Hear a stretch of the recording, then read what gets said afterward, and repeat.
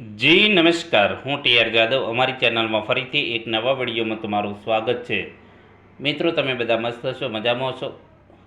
મિત્રો, આ વિડીયોમાં વાત કરીશું. ઘણા મિત્રો મેસેજ કરી રહ્યા છે, કોલ કરી રહ્યા છે કે સર, જે મેટ્રો રેલમાં ભરતી આવી છે મેન્ટેનર આઈટીઆઈના બેઝ પર, તો મેન્ટેનરનું વર્ક પ્રોફાઇલ શું છે, જે મેન્ટેનરની કામગીરી શું છે, તો તેના વિશે જણાવજો.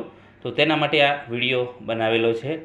મિત્રો, જે ગુજરાત મેટ્રો રેલ કોર્પોરેશનમાં જે મેન્ટેનર છે, મતલબ કે જાળવણીકાર, તો તેના જે વર્ક પ્રોફાઇલ વિશે જાણીશું.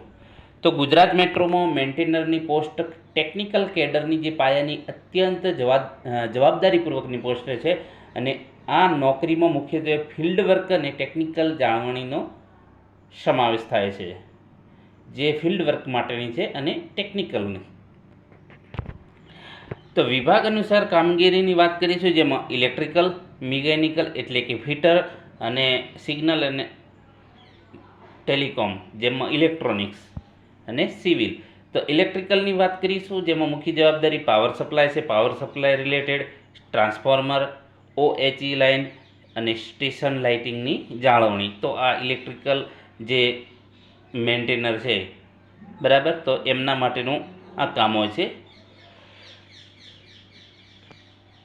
એના પછી વાત કરીશું મિકેનિકલ, જેમાં ફિટરની વાત કરીશું. તો મેટ્રો ટ્રેનના ડબ્બા છે, રોલિંગ સ્ટોક છે, વ્હીલ્સ અને એર કન્ડિશનિંગ સિસ્ટમનું રિપેરિંગ, જે ફિટરના અંડરમાં આવે.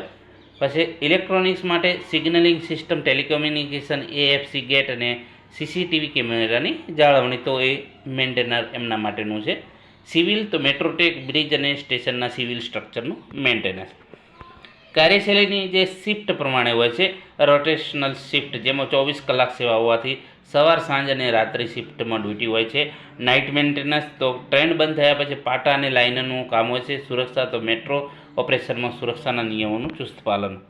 જેમાં વાત કરીશું એમાં કેરિયર ગ્રોથ કઈ રીતે છે, તો મેન્ટેનર, એના પછી તમે સિનિયર મેન્ટેનર બની શકો, પછી જુનિયર એન્જિનિયર બની શકો, અને સેક્શન એન્જિનિયર એસી બની શકો, બરાબર.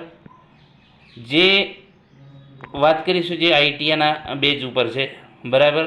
તો આ જે છે એની ખાસ જે આઈટીઆઈના બેઝ ઉપર ભરતી છે મેન્ટેનરની, તો એ પ્રમાણે આપણે વાત કરી કે આઈટીઆઈમાં ઇલેક્ટ્રિશિયન, મિકેનિકલ, જે વાત કરીશું ફિટર, બરાબર, જે ફિટર અને ઇલેક્ટ્રોનિક્સ, બરાબર. તો એ ત્રણેયની કામગીરી શું છે, બરાબર, તો તેના વિશે ચર્ચા કરી. અને જે લોકોને ફોર્મ ભરવાના બાકી છે, તો એ મિત્રો આઈટીઆઈ જે કરેલું છે એમના માટે આ સારી એવી જગ્યા છે. ટોટલ 200+ જગ્યાઓ છે, 250+ જગ્યાઓ છે. તો આમાં એક સારી એવી તક છે મેટ્રોમાં નોકરી કરવાની. તો મિત્રો, ફોર્મ ભરવાનું બાકી હોય તો ભરી લેજો, અને તમે આમાં ઉજ્જવળ ભવિષ્ય બનાવી શકો છો. તો મિત્રો, આ જે છે એની વર્ક પ્રોફાઇલ છે તેના વિશે ચર્ચા કરી. જો વિડીયો પસંદ આવે તો લાઈક, શેર અને સબસ્ક્રાઈબ કરવાનું ન ભૂલતા. Thank you for watching this video.